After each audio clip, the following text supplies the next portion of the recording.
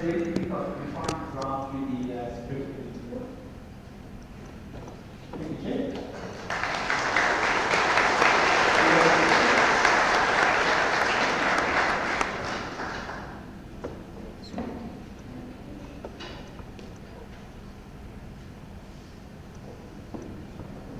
good morning everyone. Can everyone hear me in the back?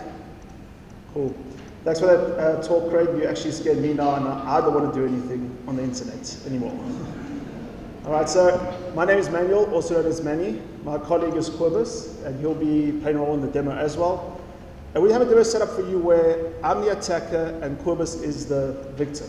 Okay, so the demo is quite interactive, so I'm going to ask a few questions. So there's going to be participation required. And if the demo fails, even more so. We'll be talking a lot more than doing demos.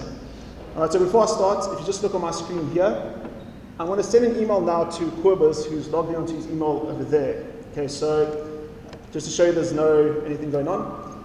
It might take a little while to go through, so what I'm going to do is I'm going to move on to the next phase, which is setting up the phishing site. Okay, so who's ever heard of Social Engineering Toolkit? I'm sure you've been using it for legit purposes, right? Okay. So, Social Engineering Toolkit was created for security researchers, so we meant to use this to test and to evaluate people and things like that. So, of course, it is freely available. So everything I'm doing here is using freely available tools that anyone can get access to. And just as a matter of interest, who reads News 24? Yes, pretty much all of us. Okay. All right, so as you can see, the menu is not very fancy. It's got a few things at the bottom there. I'll be typing at the bottom, and so there's a few things you could do with this toolkit. And what I'm going to do is now I'm going to create a social engineering attack. I get to pick between different types.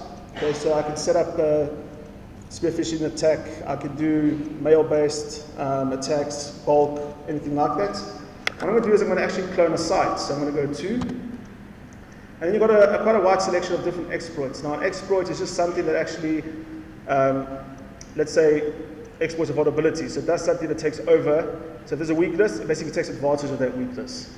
So what we can do here is we can actually choose a whole bunch of them.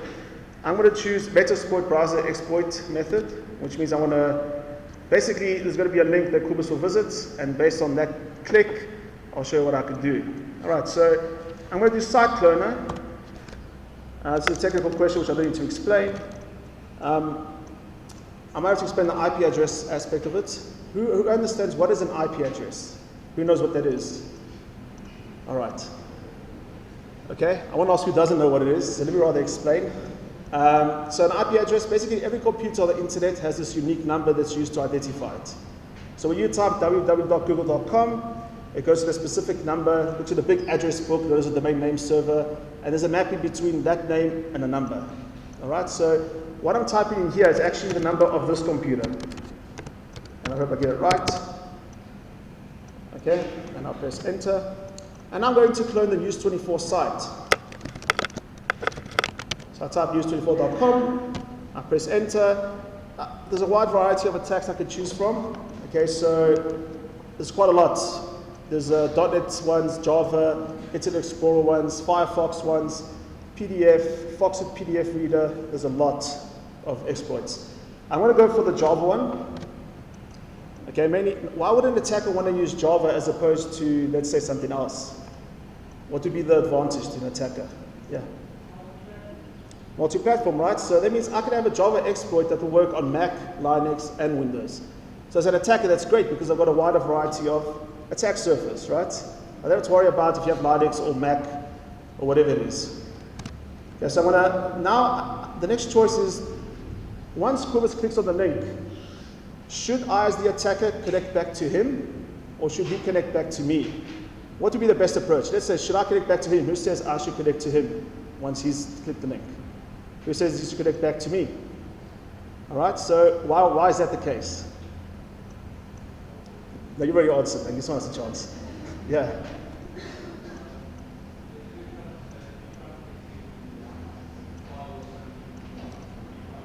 Correct. Correct. So usually firewalls block everything that comes in, right? but everything that goes out is usually not watched. All right, so once he clicks on the link, I want him to connect back to me, because that way I don't have to worry about going through his firewall or whatever he may have in place. Because typically a firewall allows connections out, otherwise you can't use the internet. All right, so I'm going to go 2, which is reverse. The port, I'll just leave it as a standard port, and then it starts to clone the website. We might have to wait a little bit for that, but if you look on Kubus' screen, the email has come through, and now Kubus will just take you through what the email says and what it's about. Okay, how's it guys? So it's been quite a few days since we had load shedding. I think it's about 28, almost 30 days. So we're quite happy about that. But now I subscribe to News 24 and I get this email that says National Blackout ESCOM. So obviously I'm going to click on it and see what it says. So if I scroll down, you can see it comes from News 24. Then the email says, "Hello Kubus, in light of the recent fraud front, ESCOM has issued a warning of total national blackout because of increase in electricity demand and shortage of generation capacity. This is due to the power station units being on maintenance and several failures across the grid. ESCOM said load shedding has been implemented as a necessary measure to protect the power system, but this has failed. The following areas have already lost power and may several months to restore. To read further, visit, and then it provides a link. Now, if you read further, it says, thank you for your loyalty. We have included in this email, take a lot voucher for 200 rand. Now, you can tell me, should I click on this link or not?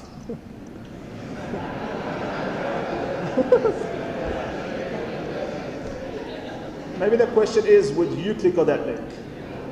That's the question. Okay, so I want to see if my area is affected. But now, how can I check if this is malicious link or not? Can anyone tell me? Sorry? Hover over it. Hover over it.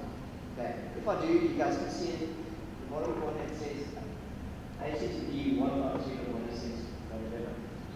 Which is this computer. So remember that's Nate's IP address. Great, for the demo, I'm going to click on it. Thanks, Kubus. If you look at my screen, something's happening over there. It connects, and that basically says I've got a connection to his computer. He's got the News 24 site, which is currently exactly how it looks at this moment. Okay, so any good news, Kubus? But you can also see there's nothing about ESCOM and the load shedding. And if you check at the top here, it also doesn't say News 24, it says 1.2.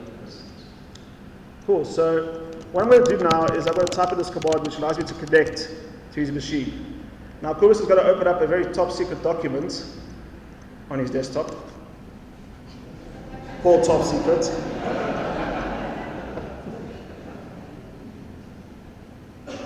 With the word top secret in it. And now what I want from the crowd is for you guys to actually give us something to type in this so we can prove that we're not tricking you. Give us something to type. Yeah? Fossil. Fossil, type fossil. Oh, testing the spelling. Okay, good.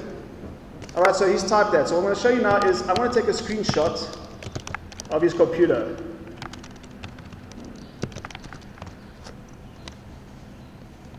Okay, it's saved over here.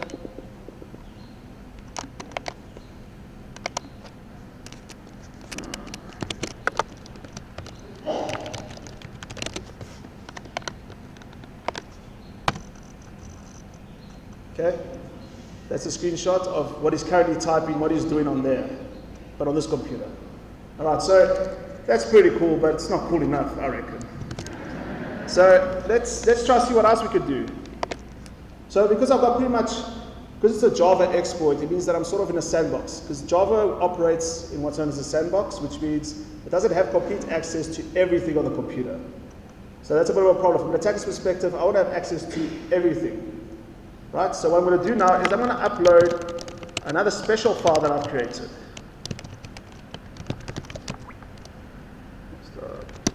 Called payload. I'll upload it. It should appear on Kubus' desktop. If he goes there, there'll be a file called payload. Is it there? I'm then going to execute that payload. Just like I did not click on the payload. So I think yeah, so he just clicked on a link. He hasn't clicked on any file. So I've copied the file over and I'm going to execute it. Okay, Okay, so we execute it. We go to the handler. Says process created. And over here, something else is happening, which is just giving me a connection back to this machine through this. Now that's cool, because now I've got actually a lot more access than I had before. Now I can do other things like copy the file to my computer. Hold on, let me just list the directory. You'll see that this is his whole desktop, what's currently on there. So you've got a shortcut to it, though, topsecret.docx, Craig's presentation that he just did, and payload.exe that I just copied over. And the little tilde one at the bottom means that that document's open currently, which it is, because you just typed in it. All right, so let me download that.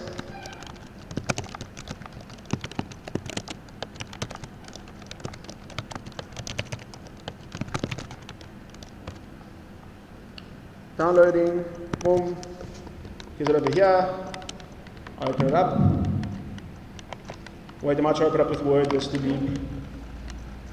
Word takes a bit long to start. And it should say fossil. Did you save it? Save the document then. Okay, so save it. Let's do that again quickly. Cool. There you go, so it says fossil. You hadn't saved it. Bad practice, go always save, man. Or I should use that report, you know how it is. So that's pretty cool. I could upload files, download files. I could also start logging keys.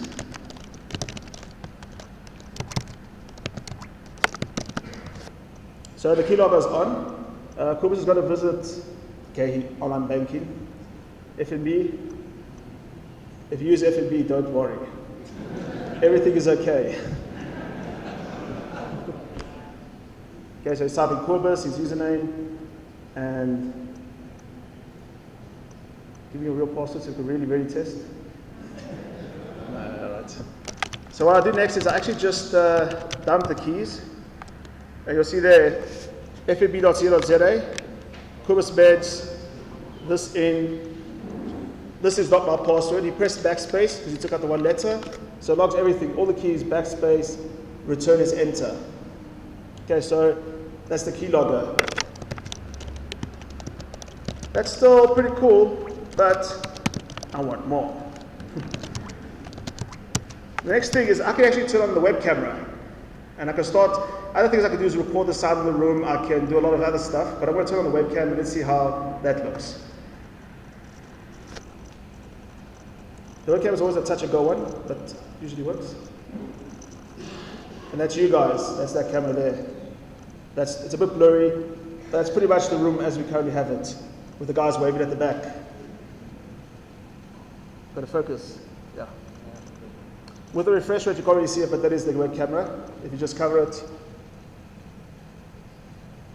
All right, so that's pretty much our demo.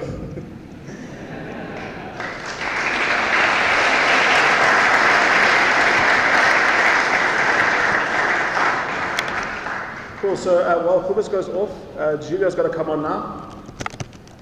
And I'm going to send him the same email I just sent Kobus. Okay, so it's ready for his presentation. He's got, please click on the link, Julio. Sorry, please click on the link. Yeah, please. I might do it later. Oh, thanks, man. All right, so I'll leave it to Julio now. He'll take over from here. Thanks. Thanks, Manny. Hi, everybody. Those of you that know me always know that I won't have response and interaction. My name is Julia. I'm a sales engineer at Mimecast, and I was quite excited to get the free Windows 10 download. Anybody sign up for free Windows 10? I got it at home. I thought it was really cool. So, is that better? Can you all hear me? Is that good? So it's got some awesome features. I'm really liking it, and I've started using it for a while. Is this a legitimate email? How do you know? Looks good. It took me, I think, maybe 4 minutes to set it up. It was easy. I just copied and pasted it and sent it to myself from outlook.com. Would users click on this? I think so. I think it's quite relevant.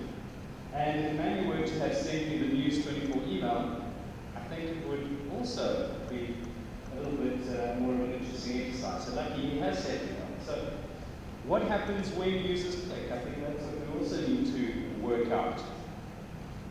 This, I think, is the opportunity for us to make sure that we are preventing users from clicking the wrong thing, even when they think it is the right thing. Just getting Mandy's email.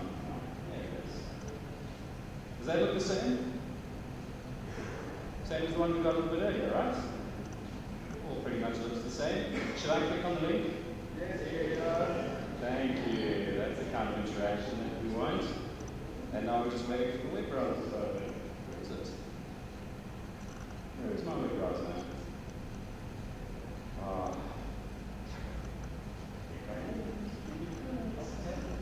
Alt tab. Yeah, that would be awesome, but no, that's not. So, do you remember earlier you guys said if you click on the link, or hover over the link rather, it should tell you what that link should all be about as well. So, let me bring my Outlook over, because I think that's maybe what you're not seeing here. There we go. How about that? Is that a bit better? Some funny gobbledygook, but it has the word Mimecast, which means that this link no longer points to wherever it was supposed to have pointed to. It doesn't point to Mandy's machine. It points to Mimecast. And that way, Mimecast can scan the link real time, which again, I think makes all the difference in the world. And since my browser's not working, I'm just going to have to copy this manually from now. Apologies for that. Despite all our practice, all our preparation, clearly I did not sacrifice enough to the demo guards last night. So there we go. The idea behind this is that we've got two solutions here. A technology solution and, of course, the human firewall. It does come back to the users themselves. And even the human users will get taken in. There's just no way about it. Because we can't always be security aware. We've heard stories of folk being taken in by social media cons. Why wouldn't you click on something that is interesting to you? For example, all I have to do is go and check people's Facebook profiles and get a sense of what it is that their hobbies are like. And then I can immediately start targeting messages to them as well. Have a look at the attachments here as well. Notice it's a PDF, but that's not what was sent to me. It's a Word document originally. So what we can also do, and what we're introducing now, remember that take-along voucher of 200 grand? That had malware in it. But what we can do is convert the Word document, because changing the endpoint vector then means that the malware can't execute, it can't run. So Manny doesn't have control of my machine right now, right, Manny? In fact, when Manny and I were practicing and setting up for this a few weeks ago, we had to create a lot of bypasses in Mimecast to get it working. So I was quite relieved by that, because Mimecast was working. So I just wanted to show you a couple of examples of what could happen over here. So emails come in. The first thing that Mimecast does is it rewrites the URL in the email. So it points back to Mimecast, and we can scan the endpoint. So that's a good layer of protection. Documents can also be converted to PDF. As a note, this is something that we have launched globally, but will only be available in South Africa at the end of November. So it's coming in pretty soon. And what we do is we convert the document, because how many of you need to read the actual Word document to edit it, or just to read it? So a PDF should be fine, and it takes away any possible latency, and I'm going to talk about that in a bit more detail shortly. But if I ever wanted to, I can go ahead and I can release the original document, and it can be scanned and checked for malware. So I've done an example some time ago with the same thing, but I've had this running for a little while. All of my documents, even something like a DLP guide over here, comes through in, say, a PDF format. Oh, I'm on the screen this time. My daily prevention guide over there. But when I decide to release this, I can then get access to the original Word document as well. So the productivity of the users here is going to be maintained. Let me take you through a little bit of the logic, and let's talk about targeted threats in a bit more detail. These two services around URL Protect and Attachment Protect all form part of what we call targeted threat protection, all around spear-phishing. And of course, Mimecast being an email management business is always focused around the email. Has anybody in the room experienced spear-phishing yet? A couple have. It is going to come at some point. You can't avoid it forever. Just this year, we've seen so many customers calling us in asking us for help in defending them from these kinds of threats. And ignoring the threat can only spell disaster for any kind of business.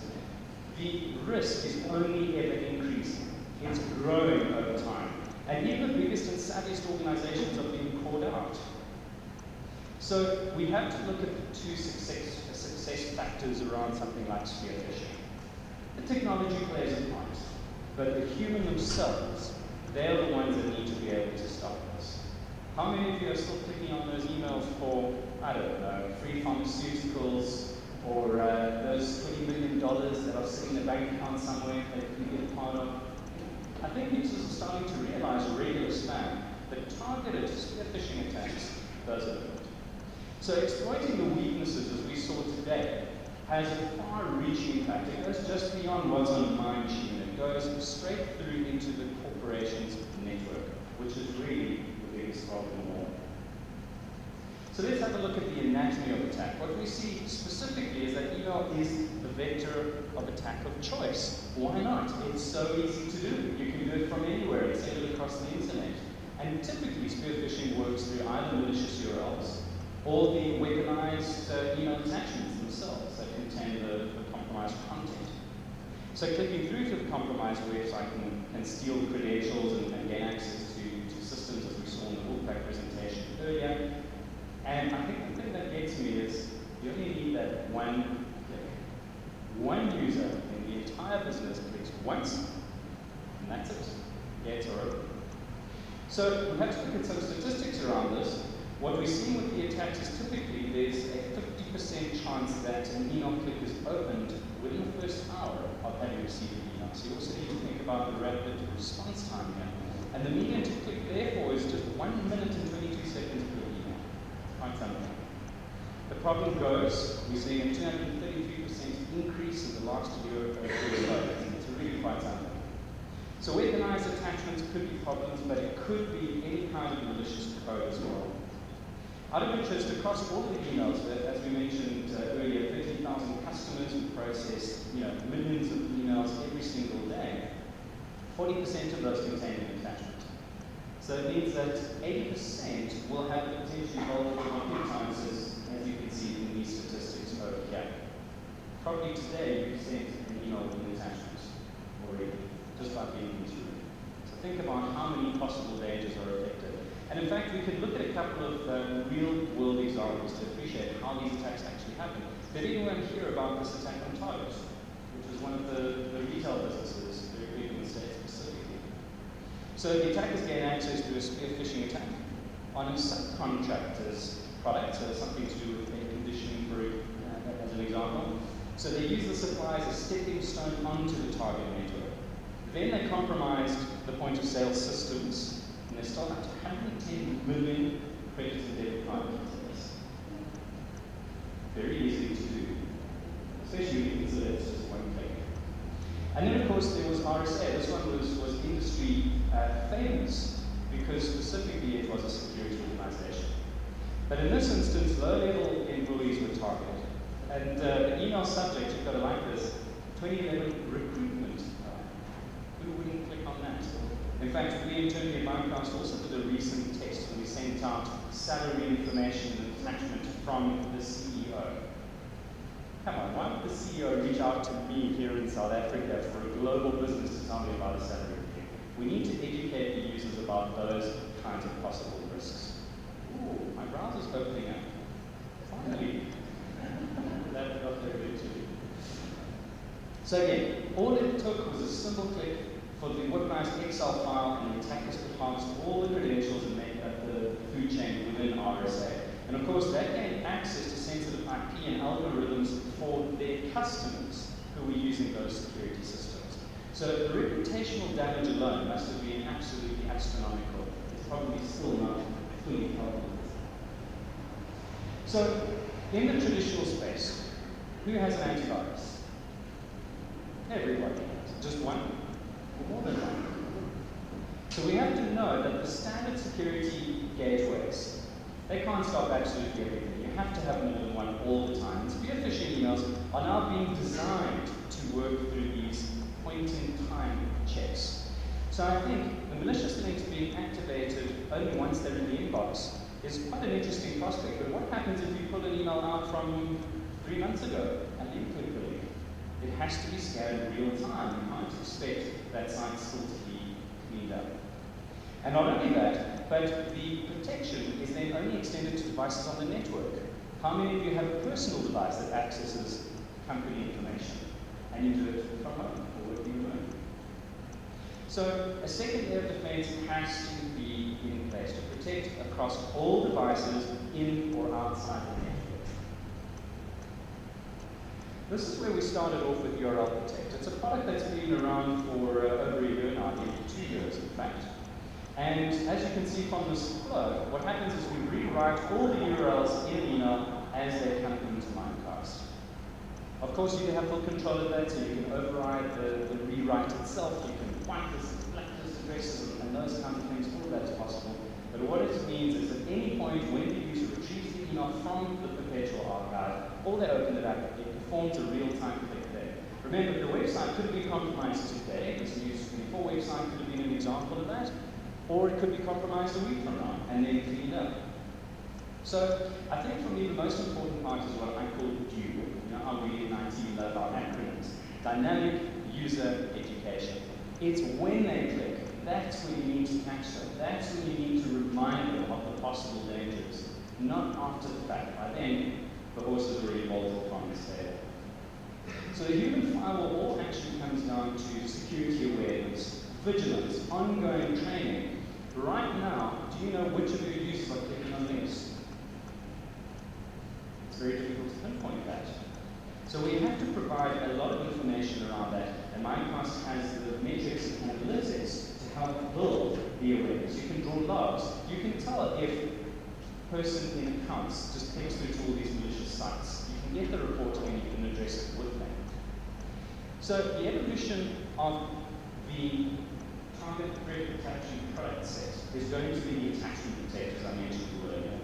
And this is also quite different to what other protection mechanisms are designed to work in at the moment. I quite like our CTO description. He says, malware will come in, and if you've got a sandbox, the malware feels around and checks, am I in the sandbox? It is quite like that is a significant sandboxing issue. So while we sort out that issue, I'll just have to talk a little bit louder. So the attachment has to then be sandboxed. The malware checks if it's a sandbox and then decides if it wants to be released or not. So it's a cold war of the internet. Sometimes the spammers are ahead, sometimes the security vendors. You have to constantly evolve how these things work. But the other problem with a sandbox, if you sandbox everything, then you're going to get email latency. Then emails don't get delivered to you. Are you prepared to wait for 4 hours for an attachment? I doubt it. So on-demand sandboxing is key. Now you saw how we rewrote attachments to a PDF. That means you get the email attachment straight away. And if you want it, you click the release link, and on demand, you can scan just those attachments, and then those get released to you. So a much safer way of approaching those emails. Of course, this is all within your control. You can have it as a rule to do your preemptive sandboxing or not, and you can base it on the different user groups as well. We all know how famous it is to have bypass policies for specific folk in the organization as well. So Mimecast gives you that level of granularity. And I'm not going to run through most of the other slides. It's going to be a bit tricky having no power. But a couple of our customers have also given their feedback around this as well. And so far it's been very, very positive over this time. We're very happy to share some of our case studies and quotes that come from it. But as a quick summary, here comes our power back. I think the important message, ultimately, is that you're mitigating the risk with a combination of technology and user awareness. You have instant protection. There you go, now I can stop shouting. And of course, it's built into an existing service that you probably have if you're a Mimecast customer. So you don't need extra software, plug-in solutions and everything else. It's all built in. All you need is a couple of clicks and it switches on immediately. But what I really like is the granular reporting. So I'm going to just very briefly switch here into a screenshot. And we drag this over. See, hard to screenshot. Oh, there we go. So you'll immediately get to see from our administration console how many malicious clicks there were. You can gain further analytics. Every click is going to be logged to all these metrics. And then, of course, you can drill down into your top clickers, the email abusers that you then need to go and target. So all of that power is given to you through a central location. Real-time threat analysis is now possible. So, luckily that's the end of it, so we don't have to struggle too much with our presentation. But shortly, ladies and gentlemen, you can be protected immediately, very, very quickly. Thanks very much for your time.